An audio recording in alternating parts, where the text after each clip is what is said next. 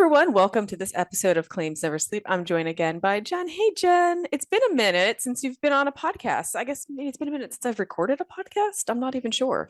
Yeah, I'm super excited to be back, and I'm especially excited to be back today. Yes. Well, today we're joined by Julie Watson, and Julie is just a dynamic. I think that's the best way to describe her. She's just a calming force, and just has so much insight and wisdom about the claims industry and growth of young claims professionals, and just helping them grow in the industry and stay in the industry so we have talent moving forward down the road. And I just love what she has to say about it. So she's here basically to talk all about that. So with that, let's bring her in. This is the Claims Never Sleep podcast, presented by Cruiser Mitchell, with your host, Meghan Henry. Good afternoon, Julie. Welcome to this episode of Claims Never Sleep. I'm so happy to have you. Thank you so much for having me. It's such an honor. Nice to meet both of you. Yeah, and you are a podcast newbie, and I promised you off air that this would be no sweat, and I'm gonna hold up to my promise. I've yet for anyone to come on and be like, Meghan, you lied. This was a lot of work. But I think you've tuned in before, and as everyone who listens to this podcast knows that any guest who comes on here, I am first and foremost most interested in how you kind of got to where you are, whether it be in the legal industry or in the claims industry, because we all have just such different bob and weave paths. And I find those paths to be interesting. And also it really plays into like kind of how we conduct ourselves within our profession too, because where you've been molds where you are. So Absolutely. having said that though, how did you get into the world of claims? Did you have family members who worked in insurance, or were you like many of the people I talked to on this show that, kind of came out with some major of sorts and were like, wow, I need to get a job. I don't know what job I'm going to get. And then there was some insurance sounds fascinating. Yeah. There was some insurance company at some job fair. And then they're like, oh, I think I'll try this. Right. Well, I will tell you, my mom was a work comp adjuster, and I always heard the horror stories that she had as I was growing up, and I'm like, I will never do what she does. So as I ventured off into the corporate world, I kept complaining about where I was and growth and things of that nature. So she said, I told you about insurance. You need to do insurance. And I'm like, well, whatever you do, that's not what I'm going to do. I'm going to do the opposite. So I went into adjusting as a progressive auto adjuster right out of the gate in 1990. I'm dating myself, 1997. And I've never turned back. And I will tell you, when I first started my career, the boss that I had said, always do what others won't do. You're going to get so much further. And I will tell you, I became a medical malpractice adjuster within the first 5 years of my, 6 years of adjusting career, which is unheard of. And, I just started bouncing around from there because I wanted to get my feet into various different lines of business and not just be locked into auto. So I went from med mal to city county government work. I did hotel motel, construction defects. I wrote my own estimates also in auto, but also in property damage. I would climb buildings, crawl in crawl spaces, and then done non-standard book of business. Now I'm actually doing commercial book of business and the general liability and in the commercial auto. Yeah. So, during when you started though, and you were in medical mal, was that one of the things you were doing because that was like something that you had heard, don't stay away from it or don't do it. And you're like, I'm going to tackle this. Yeah, that's pretty much how I did. Travelers had actually purchased St. Paul. St. Paul actually wrote med mal. So a lot of their adjusters that had been around a while jumped ship because it was runoff and Travelers wasn't going to write med mal. So I'm like, this is a perfect opportunity for me as a young adjuster to go dig in and learn some of the nuances of med mal, because that's, in my opinion, some of the most challenging adjusting jobs there is. And I really truly believe that's what kind of shaped my career and got me to where I'm at now at the high level that I operate in currently. So.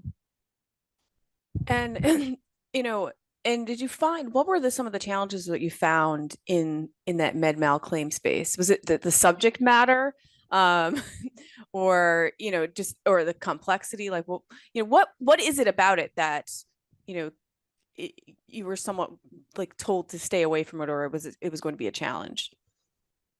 Well, I don't necessarily think I was told to stay away. What's really challenging about med mal is it's not the doctors, it's their passion for what they do. And a doctor or an entity, they have the say so on how the claim is resolved because it goes against them. Mm-hmm. So they're actively involved, which makes it really, really amazing because they're incredible people. Like Mm-hmm. is the most amazing time that I spent in my insurance career because I'm dealing with insureds, and I'm not saying they're the best insureds. They're passionate Mm-hmm. about what they do. They went into medicine for a reason because they have a heart for others. So when you get that passion behind the fact that they were just trying to help someone, and then there's always well, you did something wrong. Well, that was, you know, that comes along with maybe going in and doing a bowel repair. You snip something, um, and then it's challenging to get doctors to say something because they have to have a affidavit that says that Mm-hmm. they breached the standard of care. So it's hard for another doctor to say Yeah. that another doctor did something wrong. So besides the passion of the doctor, you're trying to protect their license, Yeah. and then the fact that you're trying to get an expert that's a fellow doctor to say something negative, it is challenging, but Yeah. very rewarding to see some of this stuff. I'll give you an example. I had an OB doctor in the area in which I lived in, and the case was a bad baby case. And when they played the bad baby video at mediation, I was like, that's a bad baby. And they were just I mean, to me, the child was not it wasn't a bad baby case. I think they had the shoulder dystocia and a couple of other things, but nothing that to me screamed bad baby. But anyway, they were very critical of our doctor, OBGYN doctor, because she was kind of delayed in getting to the hospital for, I'm not sure, what it was. I think she stopped at a store or something. But they're trying to point that delay caused this. So after this, and when we paid the limit that we had, she actually decided to not deliver babies anymore because she was Oh, so like frustrated that yeah. you're pointing and saying I did something horribly wrong and she really didn't. And so now she's bare and doing just GYN work. And so because these doctors can't afford these premiums after they have a claim against them and to Yeah. be insured, it's brutal for them. So yeah. Yeah. And I mean, we've talked about the medical malpractice issues before on on this show, the other guest said exactly that, though. Talked about the passion that Mhm. doctors have, and that's what makes these cases a challenge because you're really attacking kind of them, and their Yeah. integrity and their profession and their craft, and it feels very personal. Yes. Yes. And you're protecting that, and you're trying to help them understand that, you know, as much as we don't want to pay a claim, we have to look at how the broader stroke looks if we go and put this in front of a jury. Mm-hmm. And I have another case. It was a med mal case where it went bad for us, and we actually got a big verdict. And we thought, even though it was a child that passed away, we really thought we had good defenses because the mom actually overdosed the child. The Oh, child was released home to the care of the the mother, and he was in the hospital for 5 days on a dose of gentamicin. And as you know, gentamicins, you have to check the peaks and troughs, mm-hmm. make sure the kidneys are operating properly. They were released home, and the medication was given to the mom. So the mom was administering the medication, and she overdosed the child, and the Oh, child passed away. So there was a big verdict on that. And so, I mean, and things go wrong. mhm. Doctors are human, Yeah. but I'm of the opinion that even though you're a great doctor or you're a great insured, whatever level of, what you're operating in, things happen and it's an accident. It's not intentional. And I think that's where, I think a lot of insurers get home. Well, it's not my fault. I didn't, did do it on purpose, or, and it's like, it's not, to step back and say, and I did a post on this actually as well, Jennifer and Meghan, that, stop taking things personally and take them professionally. Yeah. And if we can take ourselves out of the space of, I don't want to take this thing personally, but I have to understand the nuances of taking it professionally and look at it from that lens rather than a personal lens. Yeah.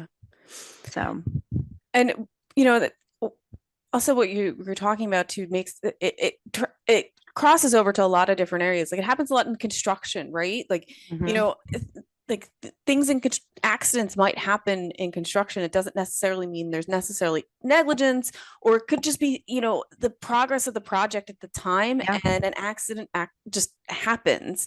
And I know from talking to, project managers and owners of construction companies, like they take it very personally too, because they're like, we do a good job. These, and like I get it. Just because an accident happens doesn't mean you're negligent, but it also doesn't mean you're not going to see a lawsuit too. And they take it very like an attack against their profession. Right. We're human. Things happen. And so when things happen, that's when, as an insurance company or as an individual, we have to just kind of look at it through the lens of that, keep the main thing, focus on what it is and not the personal side of it. This lawsuit is not personal. It's they feel like you did something to cause this. And then as you kind of sort through the weeds of what's, claimed in the suit, then you get to the truth part of it. And truth always comes in the end of any lawsuit. So, yes. And that's where you kind of step to the side and just allow the insurance carrier to do what we do best, and get to the truth. Yes.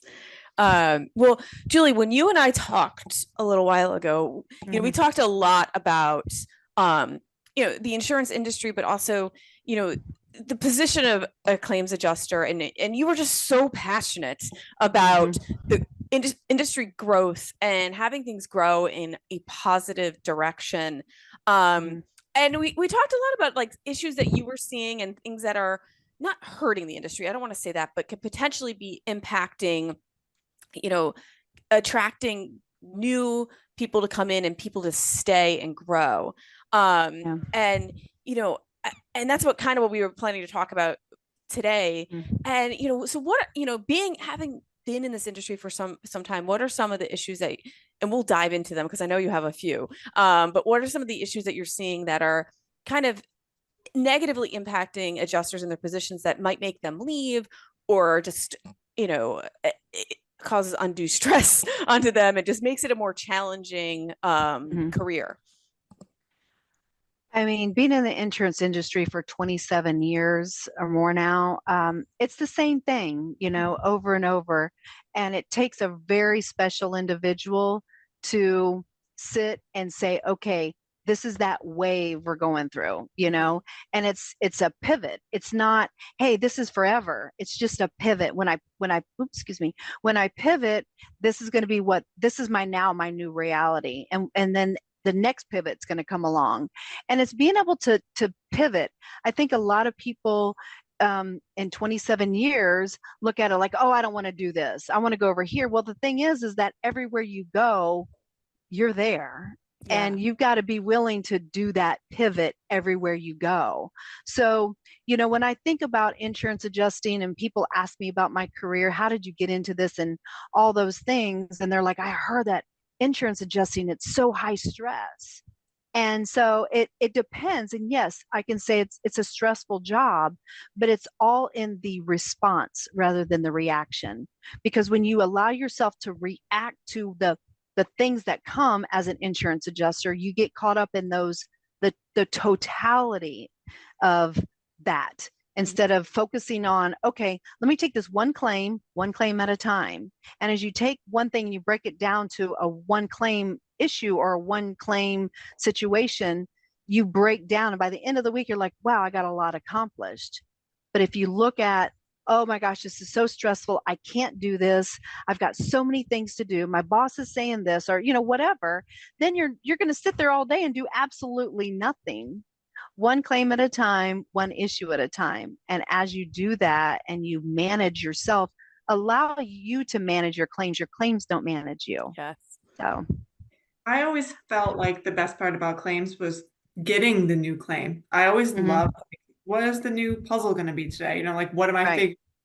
So I think, I don't know if you agree, but that always kept it interesting too, because it's not like you're just watching 100, 150 claims, however many you have on your desk, but they're always kind of like turning over, and there's always something new.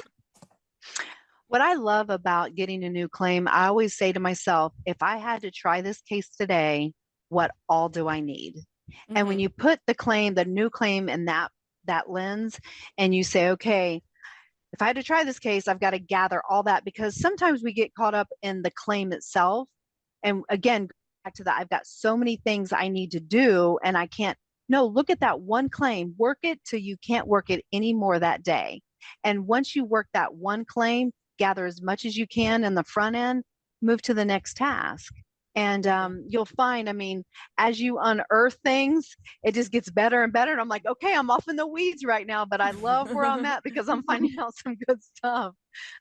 It never fails. You find out some really good things when you really start digging, because they're going to tell you what they want you to know. But you've really got to ask those tough questions and really look at the things when the math isn't mathing for you.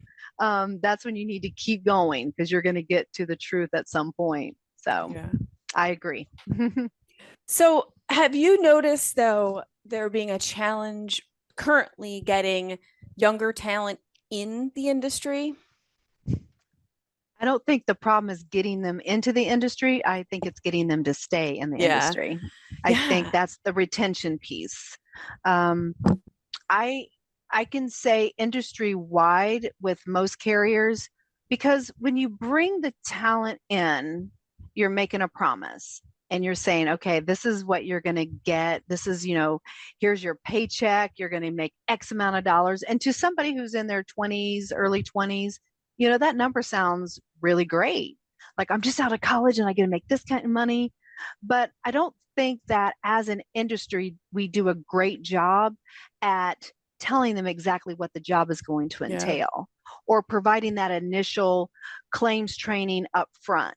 I don't know how many insurance carriers out there truly have a real claims college, if you will, because a newbie coming in with a college degree and you're painting this picture, and then it's like, okay, here you go, here's your computer and this. But we really, as an industry across the board, need to do a better job at the educational part of it. Obviously, you're not going to educate them before you hire them, but we need to do a better job at educating once we get them in the door, so they stay and they don't get frustrated about, well, I didn't know that this is, a policy, or whatever it is. It's retaining. We can get people in. It's the same thing with customers. It's not that you want more customers, it's you want to retain the customers that you get. So I look at internal and external customers synonymously. They, we've got to look at both, to keep customers and to retain them, and those are employees as well.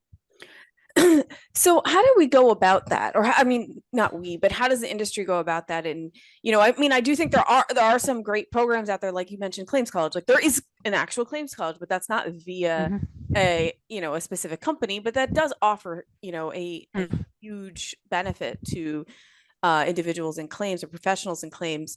But, what can the industry do to encourage the growth and the education? Because then I do think sometimes, there's a little pushback to learn. And sometimes people just want to do their job, and they look at the learning aspect as this extra annoying part that they don't want to be bothered with, because it takes time away from the job. Because I think, generally speaking, a lot of people just want to get the job done and then leave. Well, I think the newer generation is different now. I'm in my mid 50s, so for me, I look at it differently than the way the newer generation is. But I will tell you, when someone feels supported and someone feels valued, they're typically going to stay and be loyal to where they are. And I think as we empower the newer generation, we include that training piece and we include value in that. Those three things are very, very important. I think you're going to see better retention. You're going to see people that want to stay because we're like, okay, well, I want to grow with a company that, values me. Mm-hmm. People don't always leave for a paycheck. But I sit in the space that I'm in currently because where I'm at, I feel valued, I feel empowered, I feel encouraged to want to do better and be better and grow into the next level. So I think there's a few things that we need to do as an industry to keep those people. And I think when you chase, I always tell people, when you chase the hearts of people, everything falls into place. Yeah. And I think that's really, really important as companies, that you figure out, you can line 10 of us up and we all do the same job, but just because you speak to the whole doesn't mean you're speaking to the one. And you have to be able to speak to all 10 of them. Yeah. And that's that understanding the heart posture of those that work for you. Yeah. When I started handling claims, when I switched from a law firm into claims, my company did have like its own internal claims college, if you will. Brought all of the people together. They had examiners and underwriters, actuaries, all of the newer people, and brought us together for 3 days and taught us about what everyone in the company did. And I remember being very hesitant to go. And I was like, oh, and at that time I didn't have kids. I was newly married, but still found it to be an inconvenience. Like, oh, I have to go for 3 days. And I remember one of the more experienced examiners, who was probably about 15 years older than me, said, you don't understand what a great opportunity this is for you. And I didn't. Mm-hmm. So I think part of it too is like, you don't know what you don't know. And until you know, looking back now, like we're in our 40s, it's like, I feel like I'm in such a different place that like something like that, of course I would go. That's an amazing opportunity. But when you're just getting in and getting your footing, it's just, everything just seems like an inconvenience when it's extra. Yeah. Right. I think the other space is, it's so easy to be disconnected in a Zoom environment, and on a Teams environment. I love being in the office. I don't have to be, because I work about 106 miles from my office, but I go in, I make it my intention to go into the office. Yeah. And I work in the office. Like tomorrow I'm going in for the day. I'm driving over there in the morning and I'm driving home at night.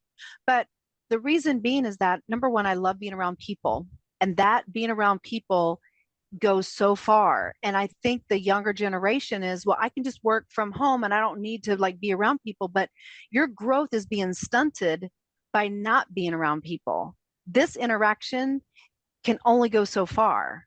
But when you're actually sitting with people as a newer person, you really get that, like, oh, it starts clicking. You can go to somebody's desk and sit with them. And so I think that piece is missing as well. I know people are going to be like, oh, I can work remotely. I get it. But I also understand, as a new person, that experience sitting somewhere is invaluable and I think necessary. Yeah, I don't disagree. I mean, I think, especially when you have a newer person, and this works for attorneys as well, like there's something to be said about easily walking down to someone's office and asking them a question compared to calling.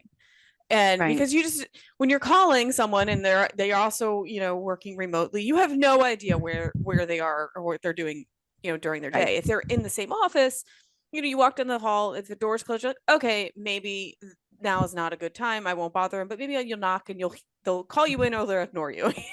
Right. But there is something to be said about, that sort of interaction. I say this, but I don't mind working from home, but I'm also not a newbie at this game anymore. But it is important, I think, for growth and for just camaraderie, though, too. Yeah. However, the claims industry as a whole has been was always on the forefront of being remote and working from home. Mm-hmm. I mean, it was way more common in your industry than anywhere else pre-COVID.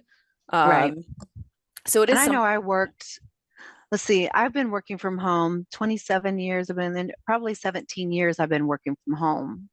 So Yeah. I've been working at home more than, but again, I'm that person that I love being around people because I love to empower people. I love to be able to help, and we can't be better unless we are helping each other. And we're it's reaching back and pulling someone else forward. And I had a young lady at the office probably 3 weeks ago. She's like, she's newer. She's like, I just love to listen to you talk. She's like, Mhm. I'm learning so much from you just listening to you. And I'm like, oh wow, I didn't know you were paying attention. She's like, no. She goes, I wish you would come into the office more.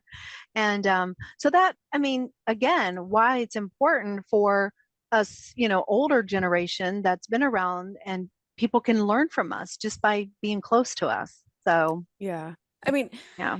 it is so true. I mean, I remember, being a very green attorney, and at that time, everyone worked in the office. I don't even Right. think there was remote capability at the firm I was working at that time, but um, and we still had carried around giant paper files everywhere. Right. But I remember like getting an assignment from the partner I was working for, and it was like discovery, but I had never answered discovery anymore. So I just like marched down to someone's office that looks nice, and I was like, look like they might know what they're doing, and I'm like, I need to answer this. What do I do? Like, I don't know Right. actually how to do this. I've never done this before. And I wasn't going to go to my boss and tell her I didn't know what I Right. was doing. I had to go figure it Right. out another way.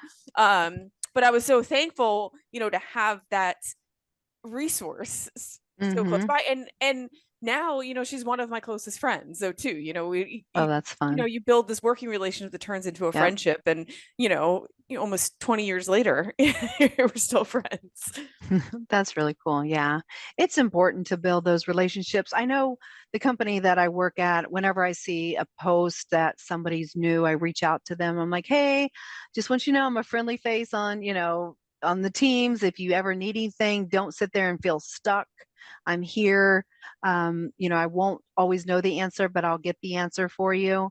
But I would hate to think you're new at the company and you don't have a resource Yeah. that you feel confident to reach out to. So it's really just being better for one another and recognizing when someone needs us. So, But let's talk about burnout, because that's something we had talked about pre-recording. yeah. Um, and it's a big factor. I mean, there is no sugarcoating it.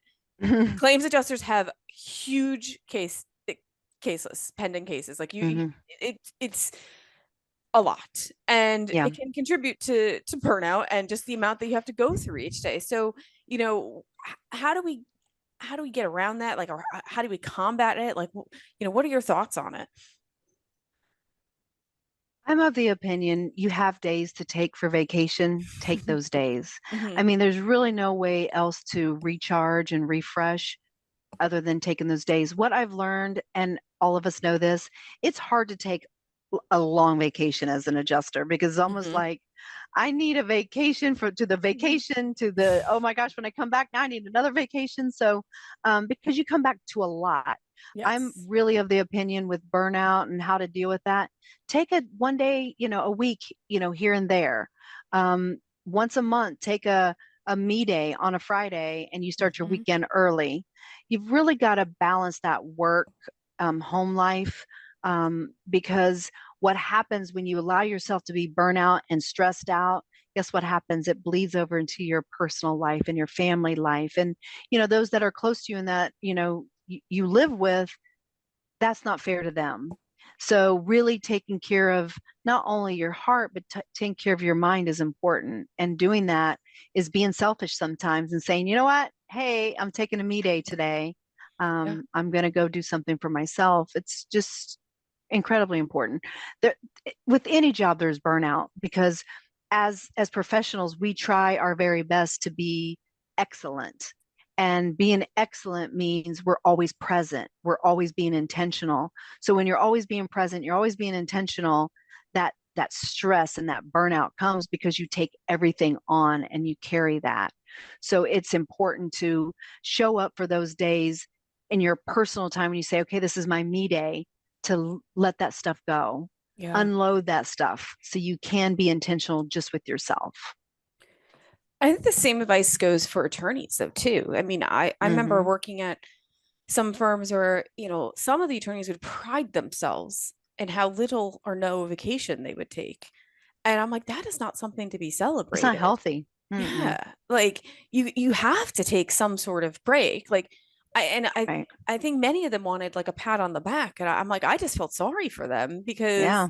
like you're not living like your life hmm can't be all work and nothing Right. else. And you have to recharge yourself. Otherwise, you're gonna be a cranky jerk when you're in the Yeah, office. absolutely. I'll say this too. I myself, I do work after hours. What I do after hours is not sit at this desk and work. I have a lot of that are out west that will call me. Defense attorneys call.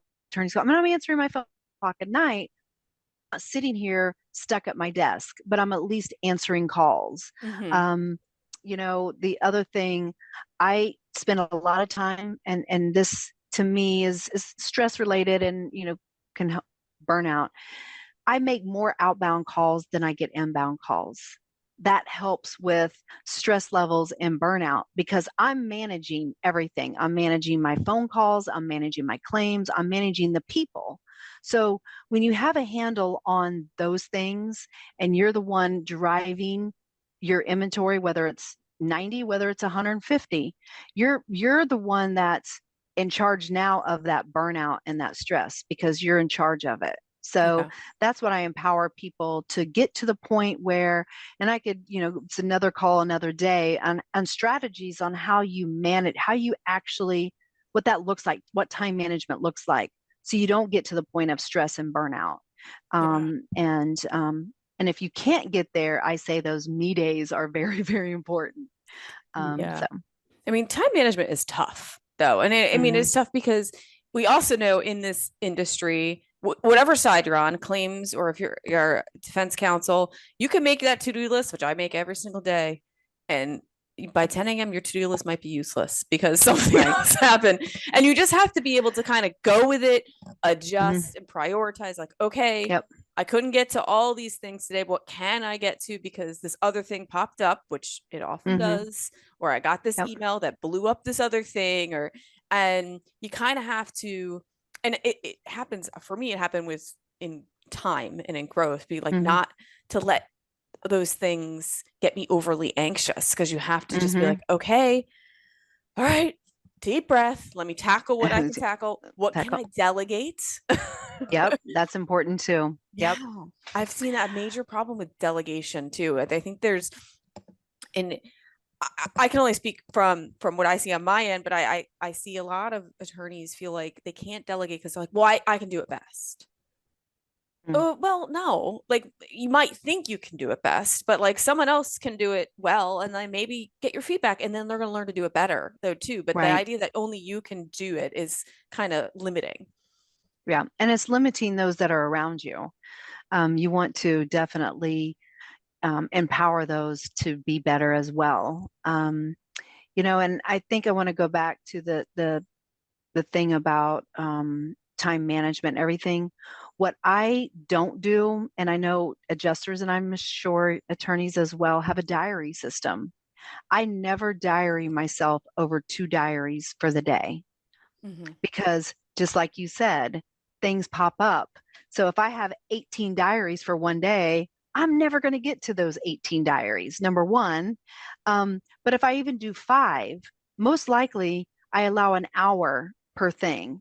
And then I have my mail. But even if you have five, those things that you talked about that just pop up, the fire drills that come, oh my gosh, here's a demand letter. You have to answer it tomorrow. Well, where did it come from? Whose desk was this on? Kind of thing. But, there's always going to be something that disrupts your day. So it's important that you keep your diaries down to like a 2 or 3. That way you can get to them Yeah. each day. And then you allow the other stuff that comes to be kind of worked into those couple. Because 2, trust me, for at my level as a complex adjuster, 2 is a lot. And I know that sounds like, well, gosh, what is she doing the rest of the day? Trust me, I get, emails and calls and things like that, really kind of keep my day kind of flowing. But the 2 a day, keeps my desk day current. I think I'm not day, I'm diary current, but I work every single file every single month. I don't not touch a file every single month. So sometimes I touch files 2 or 3 times a month, but it's because I'm that person that likes to settle cases. So it's like, okay, where are we at? Yeah. But yeah, it's all learning what works for you. What works for you may not work for me and vice versa. But it's finding that groove that you can kind of sit in and know what works for you and work it well.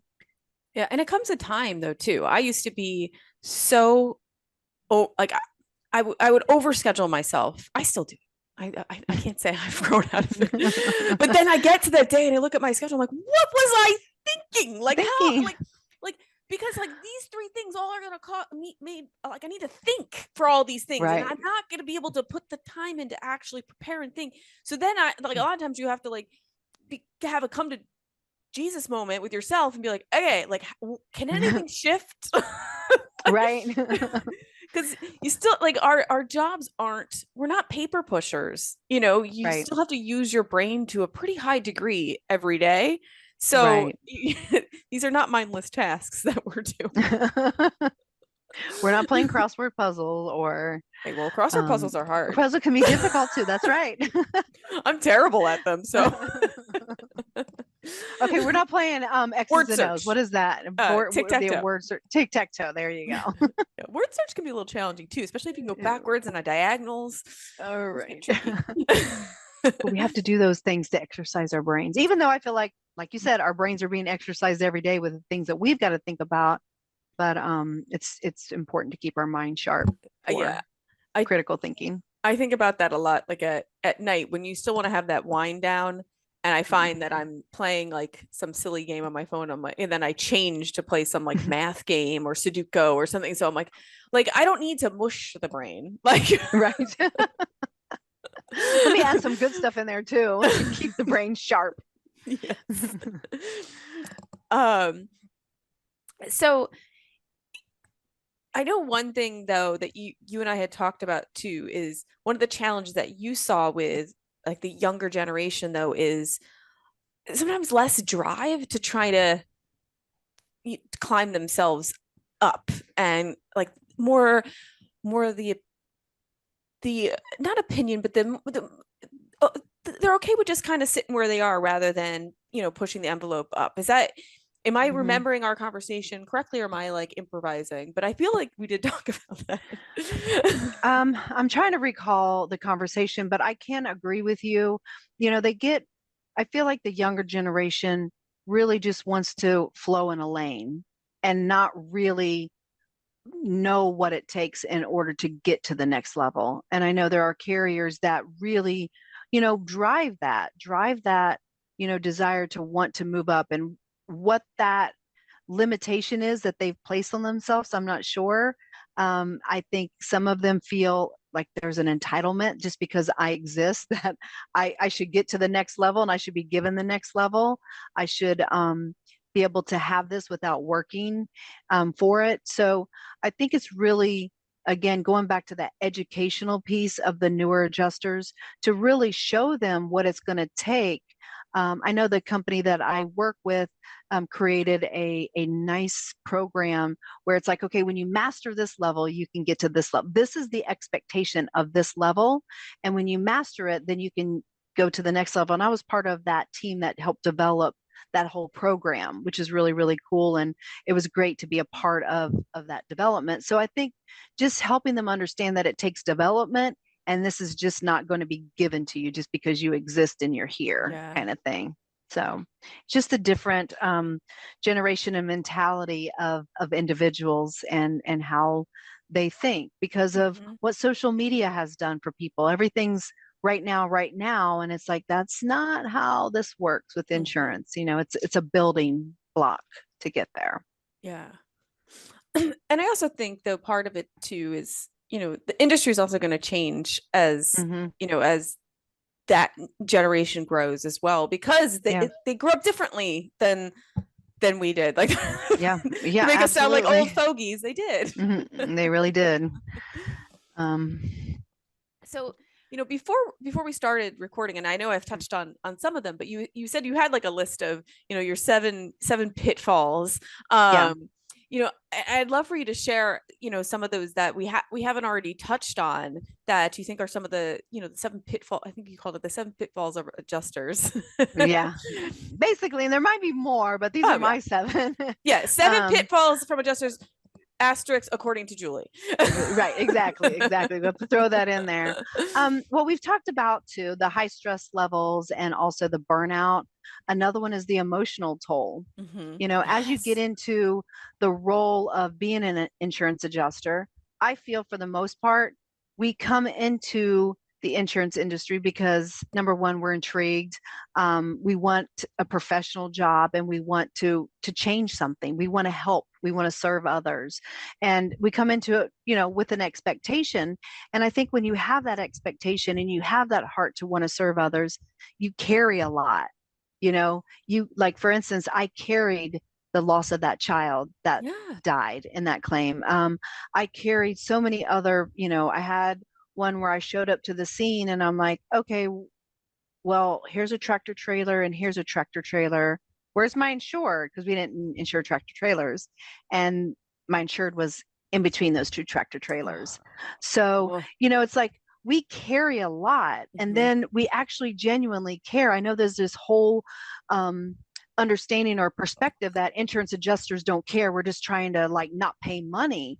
And I'm like, no, we actually care. Especially for me, I was part of, in 2003, I was hit at head on by a young girl on the freeway. And I had 3 of my 4 children with me and she perished in the accident. I carried that for a very long time because, even though it wasn't my fault, she came across the freeway and hit me. It was still something that I carried and said it was my fault because it was my vehicle. You experienced it though too. Yes. That goes back to that human factor. You're human. Yes, exactly. So I think, we carry a lot that people don't understand that we carry. I say, don't take it personally, take it professionally. And part of that personally is not magnifying the personally, magnify the professionally, but you're still going to act as a human and you're going to operate from the heart as we should as insurance adjusters. We get, the other thing is negative interactions with attorneys and, internal, external customers, our insureds or coworkers or whatever. I just, number one, I live by truth and I deal with people in truth. I don't ever have to operate outside of that. And so when the negative things come to me, I say there's 2 options here. I can bow out gracefully, or I can sit here and be part of this challenge. And to me, if I'm challenging, where is it taking me? Nowhere. The true challenge is being that professional and saying, you know what, this is an interaction that's not going to get the claim to the next, level. So why don't I say, you know what? Let's chat when you're feeling better about having this conversation and, get back to it. So you can be a part of it or you can make a choice to bow out of it. And I always say, don't be a part of it because it doesn't get you anywhere. I always feel like if there's something going on the other side, somebody needs an audience. So they're in front of somebody having this production, so don't be part of the show that they're on. So, we have legal and regulatory changes, especially when you're an adjuster such as myself, where I handle multiple states and multiple jurisdictions. It's very challenging, and we rely a lot on attorneys such as yourselves to, keep us up to date of the different jurisdictional changes and laws that come about. But it's constant. Okay, where am I at? Okay, I'm in California. Okay, now I'm in New York. Okay, now I'm in Georgia. And, so it's really, that's that keeping a keen eye and your thinking cap on at all times that, by the end of the day, sometimes I'm exhausted because I've just been all over the country trying to figure out claims, and keeping up with things. And so that's another one. Sometimes we're challenged with limited career advancement. We're stuck, in trying to figure out how, to move to the next level, because as you move up the ladder, the opportunities become less and less and are a little bit difficult to float into those different positions. But for me, I never allow the no to stop me. My no is my catalyst to figure out where I'm going and Yeah. to create that lane for myself. And such as this, being on podcasts, wanting to be in claims conferences, speaking, I feel like, that's where the piece that I'm missing for myself. I've got all this knowledge and all this wisdom as a claims professional that I should be out there educating the next generation. Yeah. So, and then the just constant change. The last one's just constant change, and learning how to pivot without taking it personally, just pivot professionally and go with it, because, I rather stay with what I know than go to somewhere I don't know and they still have same problems with me. They just look differently. So a few things though. The one thing that came to mind though, and has nothing to do really with claims or our profession, but I find your attitude towards conflict to be so like helpful. Like I imagine you probably, if you don't have teenagers, you probably did have teenagers, and your attitude seems to be one that I need you to come to my house I'll be happy and help to. regulate my emotions when I'm dealing with a cranky teen. Jen can speak to this as well. Her and I have daughters the same age, because you just exude calmness, calmness in a storm that I try all my mighty best to exude calmness in the storm of life at home, not so much at work. I try to stay as calm as possible at work, but at home. And I'm like, man, I just feel like you could just make everything chill. Yeah. Get all the heightened emotions down. Well, this has been a walk for me for some time. My kids are 33, 29, 26, and 25 next week. Oh, wow. They probably would not be saying what you're saying right now, because I don't know that I necessarily was super chill when they were being raised, but I just learned it. It's part of, wisdom.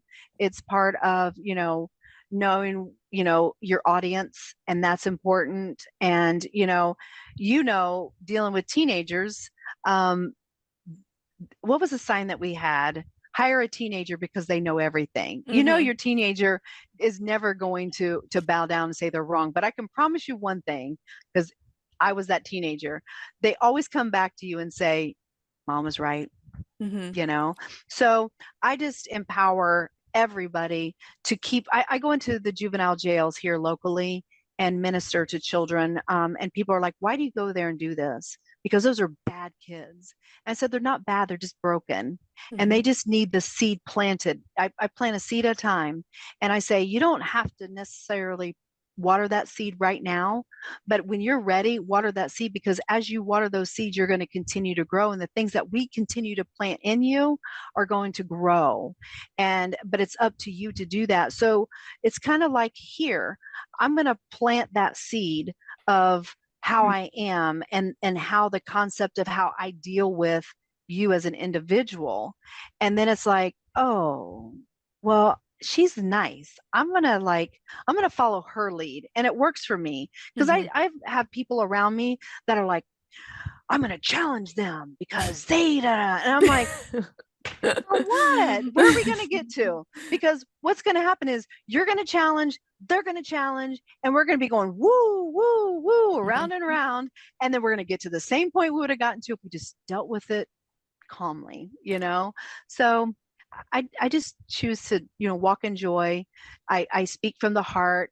I look at people's heart when I'm dealing with them and talking to them. That's the reason why I don't like talking to people if you can't look at me. Look at me on Zoom. Let's call on Teams. Let's talk, because once you see me and you see my heart and you see that I'm who I say I am, the conversation professionally and personally are going to go the same.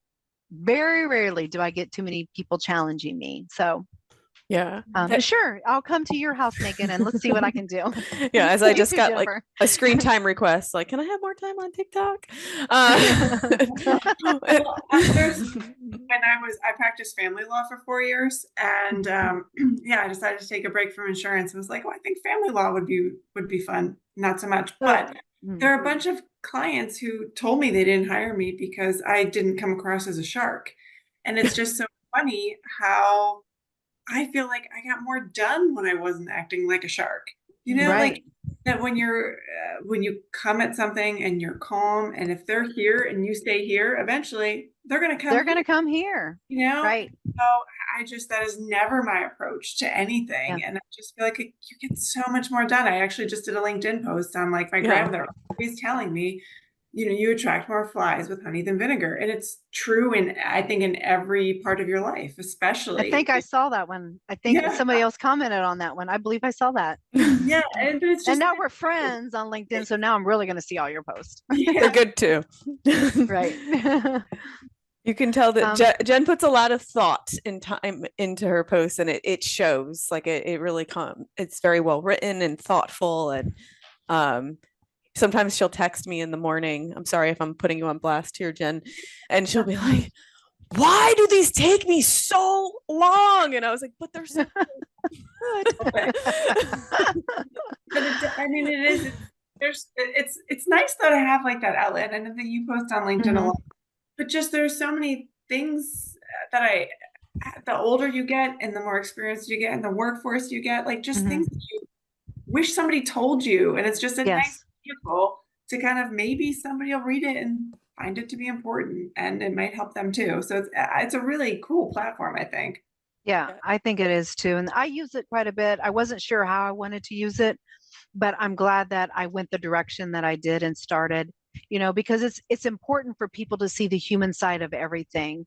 When we're so into the rigid ways of life, people automatically feel like, well, they've never been through what I've been through, so I'm not going to listen to them.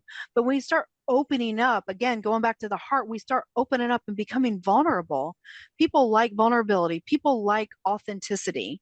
And I don't post the things on Facebook and Instagram that I would put on LinkedIn, because they're two separate things. But I try to bring the human side of who I am and what I do, to help others, that next generation of people. So I'm praying that, as it continues to grow, that I'm able to touch millions of people's lives. Not just professional data, but the personal side of it. Absolutely. And I don't know, back in March, I was at that Women in Insurance conference that was in Mohegan Sun. I don't know if you were there. And there's a woman post on LinkedIn and whose posts really resonate with me.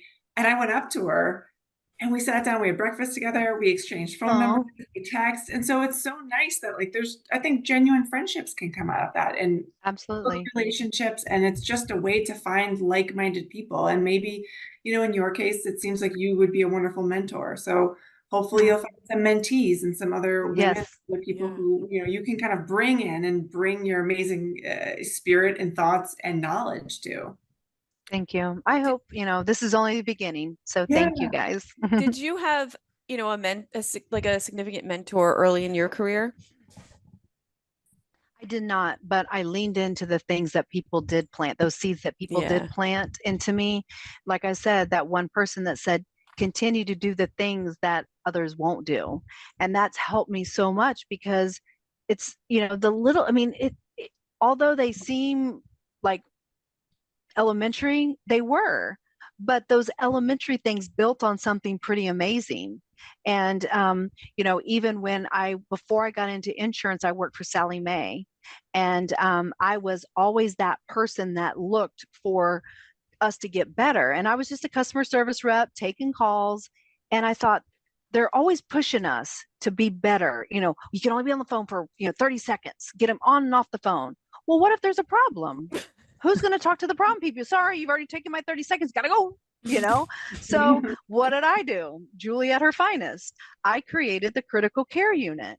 So if you got to the point where you're now tapping into our time, okay, the call goes to these 3 people, and these 3 people are dedicated critical care specialists.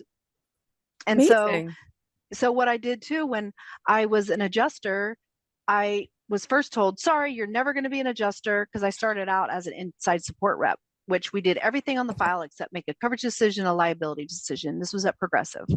And so within the first 9 months, I became an adjuster. But before then, when I first started, they're like, you'll never be an adjuster, you don't have a college degree. So it means if I have a college degree, I'm smarter and I can handle a claim. I'm not understanding this. And I said, oh, okay, whatever. So going back to that, hey, you know, I'm going to do what others won't do. So I started just doing little things. So then I moved to Texas and same thing. They said, sorry, you can't be an adjuster. I moved with Progressive. My ex-husband was military, but sorry, you can't be an adjuster unless you have a college degree and you speak Spanish. Well, wait a minute. I got to speak Spanish now too? This is getting worse for me. So guess what Julie does? I make a suggestion that we needed to create a language line. So guess what they did? They created a language line. So I've just been that person that's always been, why do we put limitations on what we do? There's always something that we can do to make what we do better. Yeah. And that's kind of where I'm at, where, you know, currently in my career is that there's got to be a way that we can be better together. It's not about Julie. It's about who I work for, the insurance industry that I love so much. We can do better and we can be better if we just say, you know what, let's listen to the people that sit in the desk every day and do this job. You know, we have people in the industry that sit high and look low, but have no idea what's going on in between. Unless we say, okay, this is what's going on. So let's utilize those people that truly are passionate like me. I say, I bleed blue. So that's the color of the company. So, you know, utilize people like myself that have the passion, have the drive, want to do better. And I want to be an industry leader, not me personally, but the company that I work for, the company that Billy works for, Susie works for. We're a bunch of us across the industry that work for different companies, utilize that passion to grow who we are, to be better. I say we're the best company with the best people. Let's operate that way. And not just the company I work for, but every other company. So well, and really, Julie, you're a trailblazer. No, like Thank you just went through so many things that you did, like that you implemented, like got new programs. Like like, it's really incredible. Don't make a complaint unless you're making a solution on how to fix it, right? Don't just complain. Exactly. And it sounds like you do with some really amazing suggestions that actually are executed. And how many did you end up sitting on, like 12 boards? Because I feel like every time I make a complaint, like then maybe I should go on board. Like I feel like that's you. Are you on like a dozen? No, I wish, you know, I'm praying through this kind of platform and my LinkedIn that I'm asked to, you know, sit and do some things. I will say one other thing that I forgot to mention. I was working at Sallie Mae and I did some research, and Quaker Oat was one of them, where they did reviews from the bottom up. They did reverse reviews. So I implemented that as well. And we did a little bit differently, but what was happening was supervisors really weren't aware of how they were doing. And we wanted to create I wanted to create it, but then I got everybody's buy-in that they could only grow to the level of how they were doing amongst who they were leading. So if you weren't growing as a leader based on how you're leading, how are you ever going to grow? You're never going to know. You think you're doing great as a leader because I got 6 people under me. I'm doing phenomenal. They're doing X, Y, and Z. But even though they may be high performers, it doesn't mean that you're performing at that optimal level. So that was one thing that I created, took the Quaker Oats design, created my own, and I actually became that year I was actually Employee of the Year. So that's the only thing I have to toot my horn about. Other than I was nominated for Employee of the Year where at the company I currently work for one of the categories. I think there's 6 categories of, you know, what meets the definition of excellence, teamwork, you know, that kind of thing. But I didn't win, but at least I was nominated.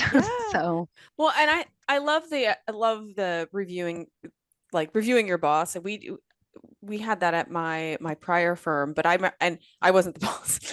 But I remember that also being a challenge too, because you'd be like, what if they know it's me? Like there is some trepidation about saying anything negative, and it somehow, especially if you're smaller, right? Because there's only so many people, right? But I do think and I don't, and I think it was when it was implemented, it was truly so she would know like where she needs to improve and what needed to be better. But from from an employee standpoint, there is some trepidation there too, because you're like, I don't want to hurt anyone's feelings or like, but I do think it's really important because sometimes you just don't know. You might not know like the way you're managing or the way you're delivering messages or even how the tone of your emails, like how it might, because you in your mind are like, oh, I sent that email, I know exactly what I meant and what like the tone I wanted it to be in, and but the receiving end might receive it totally differently. That's why it's important to pick up the phone. That's why I pick up the phone and then I follow it with the email, and then also in coaching, I think as a whole, we want to coach and we want to coach people and help them, but I think it's on the language we use, not necessarily the delivery, but the language. Instead of saying bad, do not meet. And it's like, how about you're almost there? You've almost got it. Instead of, nope, do not meet, go figure out what you're doing and come back and let me know, that kind of thing. How about just using different language that can help that person be like, okay, well, I got it, but I almost got it, just going to take a little bit more for me. So I think, yes, delivery, but I think the language needs to be fixed in the industry because, it's, okay, well, I don't meet. What does that mean that I don't meet? So I don't meet the whole file, No, it means I'm just not, I need a little bit more oomph to get there. Push me a little bit more. Help me. It's your job as my manager. And praise the Lord, I've got such an incredible manager that is so incredibly smart. And I'm like, can you just take your brain out and put it in here? So then I just, that'll make it easy for me. But he's committed to really helping. So I love it. And I thank God for him. So. Yeah, it seems like it's the professional version of gentle parenting. Yes, right. Exactly. Which I try every day to be a gentle parent. It doesn't always work. We're doing okay today, but 2 days ago, as long as you give him some more time on TikTok, right? Yeah, I know. But it's the same. I tell my kids all the time, I say progress, not perfection, right? That's what we strive for in this house. Right. I want you to do a little bit better than you did yesterday, maybe a little bit better than you did last year, but we don't need, there's no such thing as perfect. Like, what's perfect? What are we trying to do here? Exactly. Like the same thing in the workforce. Like, as long as you're trying your best and you're doing and you're giving all that you can, like that's really all we can ask of everyone. That's for right. And staying committed to what you're paid to do. I think a lot of people lose sight of the commitment to what's in front of them and what they've been given. And, and it's easy to get distracted when you're in a home environment, but you got to remember your commitment is to this. And as long as you stay to that and you're intentional and you lean into that, you have nothing to worry about. Like when I talk about, the rifts that happen at companies and stuff like that, I'm like, I'm not concerned because I'm committed, I lean in, I'm intentional, and I do the right thing. So if they let me go because of that, then maybe I'm not supposed to be where that I am. But this company really, really values and appreciates top talent, and I'm grateful. So I don't think I'm going anywhere for a long time. Well, I think they're lucky to have you. You're a huge asset to anywhere that you are. But, I think I hope you are celebrated and appreciated as much as you should be. Thank you. I appreciate that. Well, Julie, we are pretty much out of time. But I don't want to close it up without asking my favorite final question that I ask all the guests. So, knowing and I feel like we've been talking about it almost this whole podcast, so it feels almost redundant, but I have to ask anyway. But knowing what you know now, where you are in your career, what advice would you give your younger self? Wow. To wrap that all up, in a nice little bow. Bow, exactly. Let me see if I can create this pretty bow for everybody. I mean, you have some really good sound bites. So I'm just going to tell you, I made a lot of notes of like little quotes that you said. I'm like, wow, Julie has great stuff. Right. I think I would, because I got frustrated a lot along the way at different jobs, and some of the things I'm not really proud about, and I think if I would have just taken the step back and allowed myself to be more intentional and give myself an opportunity to really understand other people, I probably would have stayed the course on some of the jobs that I had along the way. So I would say to my younger self, don't give up, stay focused. It's easy to really get sidetracked from that little voice in your ear. It's better over here. It's better over here. One thing that I live by is be still and know. And so if I could have said to myself, just be still in this season, because the pivot's going to come, the change is going to come, the storm is going to come. But as we continue that journey forward, the pivots and the challenges become less as we know and we anticipate coming. We don't not anticipate them anymore. So I think it's really just listening instead of reacting, and focusing on knowing that what's coming is greater. So that's what I would tell myself. I have to practice that listening, not reacting every day at home. Yeah. Well, it's hard sometimes to go. Yeah, I'm like, sometimes I don't do such a great job. Well, Julie, thank you so much for joining us. Thank you. I love listening to you. As I said, like any company is lucky to have you. You are I think a force to be reckoned with, and just a very positive energy for anyone. Thank you. And of course, for all our listeners out there, if you like what you hear, please like and subscribe to Claims Never Sleep. You can find us on your favorite streaming platform, as well as YouTube at Claims Never Sleep Podcast. Thanks for tuning in.